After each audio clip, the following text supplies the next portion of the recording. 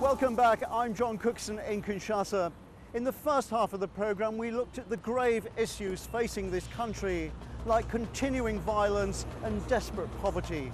Now we meet the man whose job it is to turn it all around and bring peace to this troubled land.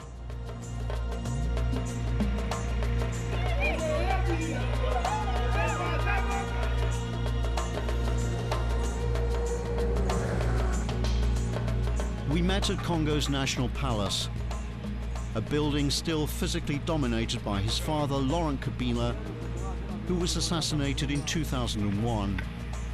His murder thrust 29-year-old Joseph Kabila into the top job. At the time, he was the world's youngest head of state. I'd read he was shy, awkward in public, ill at ease in interviews. But the man I met was thoughtful, articulate, and meticulously planning Congo's future. Well, the first priorities are quite clear. The first priority is peace and stability. Peace and stability throughout the country. Peace and stability which will bring about the necessary investments, the necessary investors that we need to create jobs, to create the wealth that we need for our people, and to make it such that people can move again freely from east to west, from north to south, across the whole country.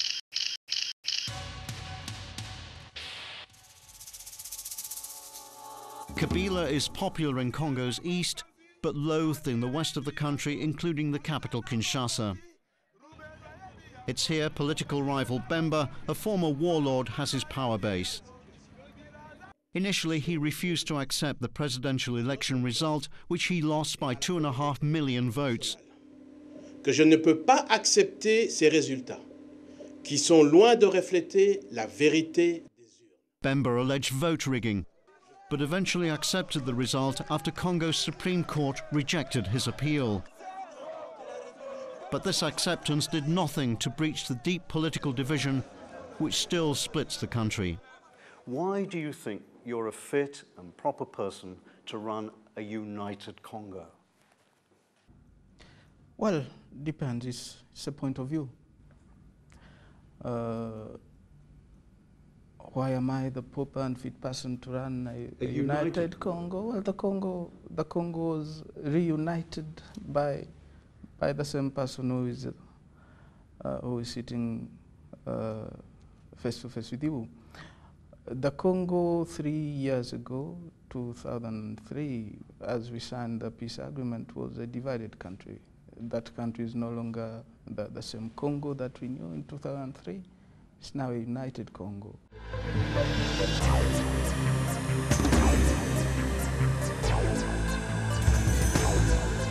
I raised the serious issue of Congo being awash with weapons. Earlier, we joined a United Nations patrol on Lake Albert on Congo's eastern border. Lake Albert forms part of the international boundary with Uganda and is a major arms smuggling route. Every year, tons of guns and other weapons are spirited clandestinely across this 200-kilometer-long waterway.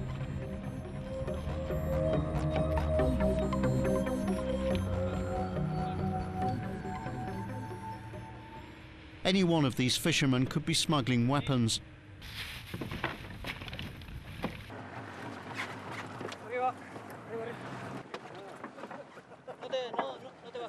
It's hard work because outboards often have to be dragged through sometimes shallow water.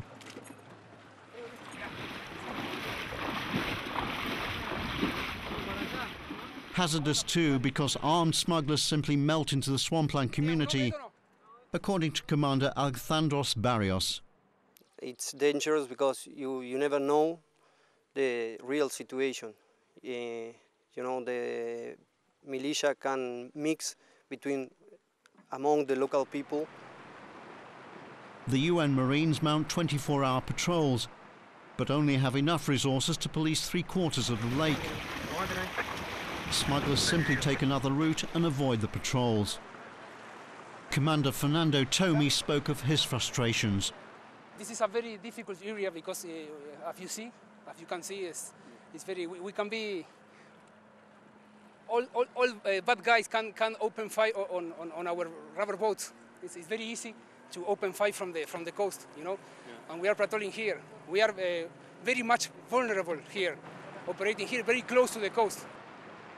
We are very interested to catch some weapons to show the community that we are useful here. So despite the vigilance of patrols like this, the guns and bullets still get through, a matter I raised with the President. We have what we call the Joint Commission, which is based in fact in Kisangani, which has been working, and it will continue to be very active, that commission. But Mr. President, the objective today, sir, I know gold is being smuggled out, weapons are coming in. You're not getting to grips with it. We had, and we still have priorities. Priority number one in this country was to reunify the country. The country was divided. You don't go after gold smugglers when the country is divided. Priority number one. Priority number two was to stabilize the situation, bring about peace and security. We're doing that. Priority number three was to organize elections. We've organized elections. We want to stabilize now the situation, the political situation, in order to give the political leadership that will be put in place, the government and all the other institutions, time to look and take care of the problems that you raised. We then talked about reining in renegades within the Congolese army who still carry out atrocities in remote villages.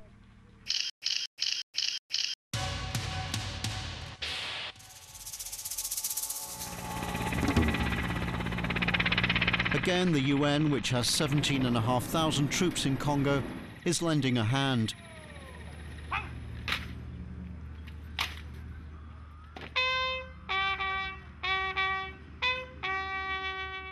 This is a boot camp run by Pakistani trainers.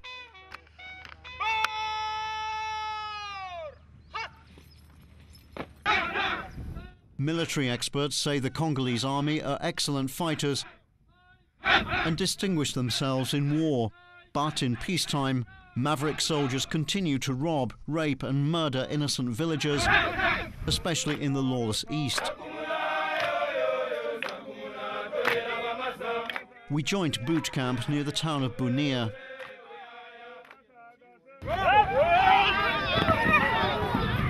On the agenda, unarmed combat skills.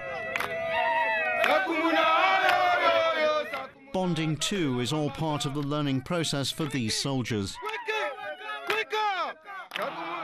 They may do well in training, but Congolese soldiers often go for months on end without pay. Frustrated, they simply quit the army and drift back to private militias where they earn regular money. And ironically, where they use newfound skills taught to them by the UN. The army, problems of corruption. These are problems that exist, problems that will be tackled. So that's your promise, that the people in the villages, some of the villages that we went to in the east, will no longer have to live in fear, literally, of their lives, of men coming into their villages and raping them or killing the husband and the kids. That's going to stop? The fear that you saw, the fear that you witnessed, is not the same fear that existed way back in 2001, 2002, 2003. The situation is evolving in a very positive way. And the situation will continue to evolve in a very positive way. And there will be radical change, a lot of changes, in fact. So I'm very confident in the fact that we are on the right path and we are moving in the right direction. So can he mend the broken heart of Africa? After years of turmoil, war and suffering, Joseph Kabila is Congo's best hope yet. No one doubts the mountainous task ahead. Having stabilized the country, he has to start delivering basics like roads, running water and electricity to millions of Congolese. He has to keep an eye on renegade warlords like Laurent Nkunda who can easily stir trouble in the restive East. He has to find a political niche for the loser in the presidential race, Jean-Pierre Bemba, whose militias can cause mayhem in the capital.